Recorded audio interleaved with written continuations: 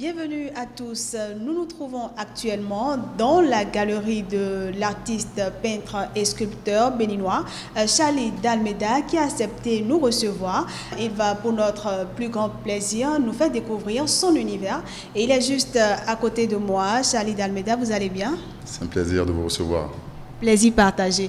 Alors, nous sommes dans votre galerie que vous avez voulu nous faire visiter. Et nous sommes déjà à vos débuts. Vous avez commencé par la peinture.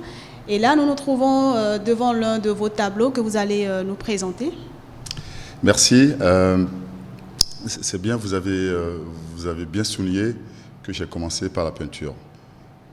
Ma carrière, je vais vous parler un tout petit peu, ma carrière a commencé par la peinture. Et après, je suis venu à la sculpture. Donc, je vais vous expliquer cette peinture-là. En fait, je présente déjà la technique. C'est une technique de l'huile avec de l'acrylique. On appelle ça technique mixte. Et en fait, le titre, c'est la rencontre. J'ai mis l'accent sur ces formes que vous voyez, qui sont la plupart des formes, on dirait un peu plus féminine. En fait, je crée un langage entre ces personnes et c'est un langage qu'on observe à travers les mouvements, le gestuel. Et il y a un élément essentiel qui pour moi est très représentatif, c'est l'œil, le petit œil que vous voyez là. L'œil pour moi, c'est cet élément que Dieu nous a donné, qui nous permet de discerner le bien du mal. C'est ce même élément qui nous conduit dans les dérives. Donc, ça fait des années que j'ai choisi, comme certains disent, l'œuf. On peut parler de la nativité de l'œuf, le départ de tout élément, le départ, c'est à la naissance de tout être. Et donc, rencontre entre plusieurs personnes. Et la particularité, depuis un an, c'est que je suis revenu à la couleur vive. Il fut une période, il fut un temps, je suis resté un peu dans le sombre. Les gens se posaient la question. Moi, je leur répondais que c'est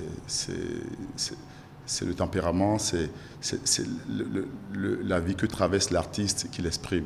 Alors, je le disais tout à l'heure, Charlie d'Almeida, ce n'est pas que la peinture, c'est également la sculpture.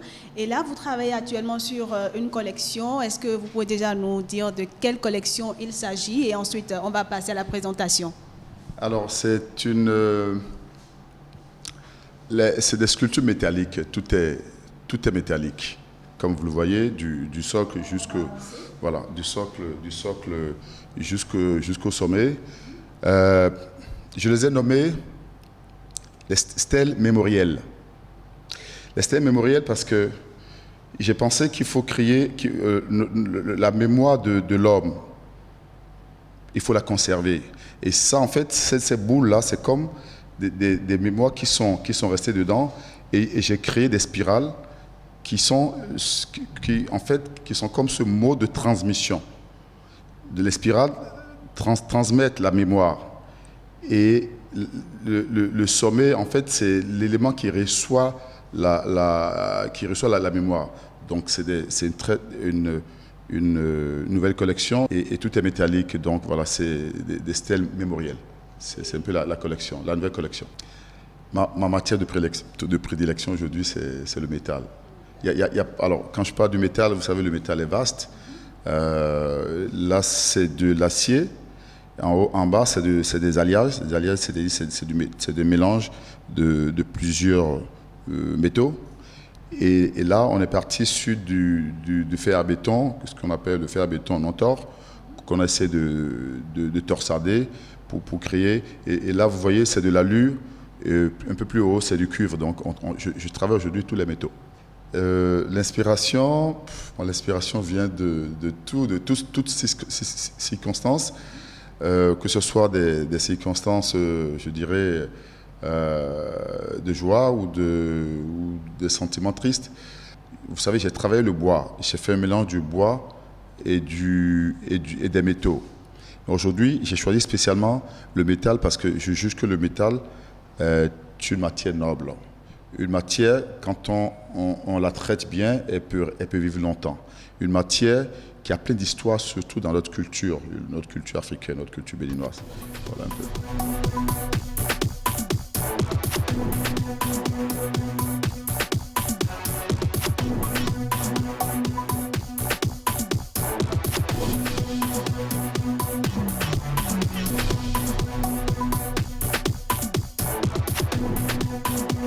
Alors, je l'ai appelé la bouche de vérité. Voilà. Bouche de vérité parce que depuis 2 ans, j'ai choisi de travailler avec cette matière qui est elle est creuse. C'est comme une boule, mais à l'intérieur, en fait, il y a toujours un élément il faut prendre la curiosité à aller chercher. C'est un élément que j'ai mis dans cet espace un peu sombre. Et je pense qu'il faut aller le chercher, en fait, il faut regarder, on ne le voit pas tout de suite. C'est exprès que j'ai mis l'intérieur sombre et je fais les petites boules un peu plus colorées, mais il faut passer du temps pour aller chercher. Bouche de vérité parce que, si vous voyez bien, là, on dirait une tête qui a une bouche. Et à l'intérieur, j'ai créé une autre bouche. Donc, l'idée est partie de là où je dis bouche de vérité. Et puis, autour, vous avez d'autres éléments qui sont comme des tentacules, qui sont comme des sortes de rayonnements. J'ai créé des rayonnements à travers des ressorts, comme à travers de ces fers que j'ai posés comme des rayons solaires qui émanent de la pièce.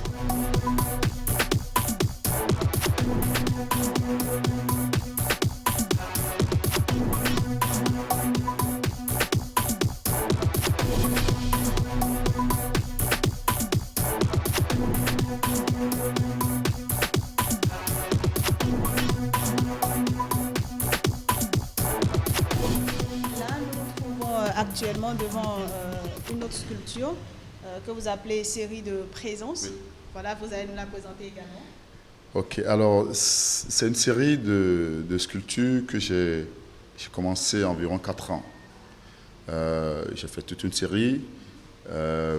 J'ai travaillé sur l'intérieur où il y a différentes sortes de palettes de couleurs, il y a différentes sortes de symboles. Présence parce que si vous voyez la pièce, en fait, on l'a représentée comme un être humain. On lui a donné les 2 pieds. Elle est composée, on l'a décomposée en 2, déjà pour pouvoir permettre de la transporter un peu plus facilement. Je fais ça.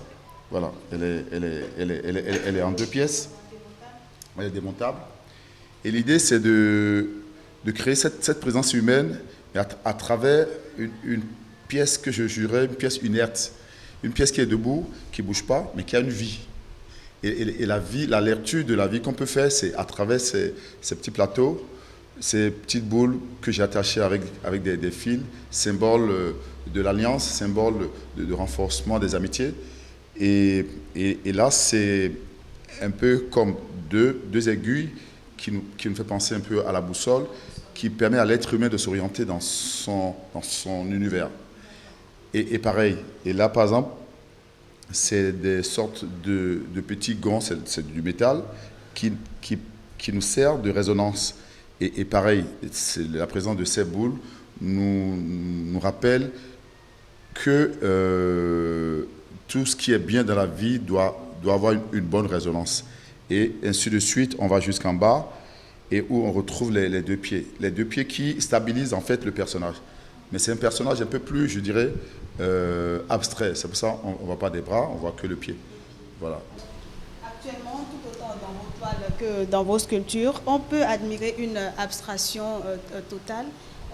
On sent que vous vous libérez de toute contrainte. Vous savez, j'ai fait un petit cheminement dans le domaine de la peinture et de la sculpture. Je suis arrivé à un niveau de ma carrière où je me dis, aujourd'hui, je peux me permettre de m'exprimer à travers tout ce que je veux. Je peux travailler la beauté, je peux travailler la tristesse, la finalité. C'est ce que je ressens. Je dirais, c'est parce que j'ai pu faire un petit cheminement où je n'ai plus de contraintes, je n'ai plus de... Je vais dire, il n'y a plus rien qui me bloque. Je peux faire l'œuvre. Si je n'arrive pas à la vendre, ce n'est pas grave, je la garde. Mais si elle arrive à partir, elle s'en va. Donc je suis un peu dans cette dynamique aujourd'hui. C'est ce que je peux vous dire. Alors Charlie d'Almeida, est-ce que vous avez une exposition en vue? En fait, ça c'est une parenthèse, avec le nouveau tel accord, on a innové un concept qui s'appelle Novat et qui a commencé depuis le mois d'octobre, le mois d'octobre l'année dernière, 2020. L'idée, c'est de donner l'opportunité à tout créateur, peintre, sculpteur ou designer, de montrer leur création. Donc, j'ai eu le privilège de débuter cette exposition, ce projet depuis octobre 2020. Et normalement, l'expo on devrait finir l'expo depuis, à cause de la montée du Covid, on a jugé bon de ne pas créer un événement. Mais là, on prépare l'expo de deux jeunes béninois, Sébastien Bocor et Yam Félinos. Sébastien Bocor, que j'ai également eu le plaisir de recevoir sur mon émission. Alors, nous sommes à la fin de cette émission. Très rapidement, qu'est-ce que vous pensez de la jeune génération? Ah oui, une bonne question. Moi, j'ai foi. Je compte sur la jeune génération, mais je leur dis, il faut qu'ils arrêtent de rêver. C'est un domaine assez complexe. Et je leur dis de se prendre au sérieux, d'être déterminés et de savoir là où ils vont. Moi, je suis un peu dur avec eux. Ils ne sont pas tous bons dans le thème, mais il y en a pas mal qui sont ingénieux et qu'il faut accompagner. Et je sais que vous faites un très bon travail. Tout de suite, vous avez parlé de Sébastien Bocor, qui est un jeune que j'aime bien, un jeune dynamique, et je crois qu'on va les préparer. On aura une très bonne génération. Et nous espérons que votre conseil n'est pas tombé dans les oreilles de sourds. Charlie d'Almeida, merci pour cette visite et merci également pour l'échange. Merci pour votre soutien aussi. Je vous en prie. Nous sommes à la fin de cette émission que j'ai pris comme d'habitude du plaisir à vous présenter. On se dit à la prochaine.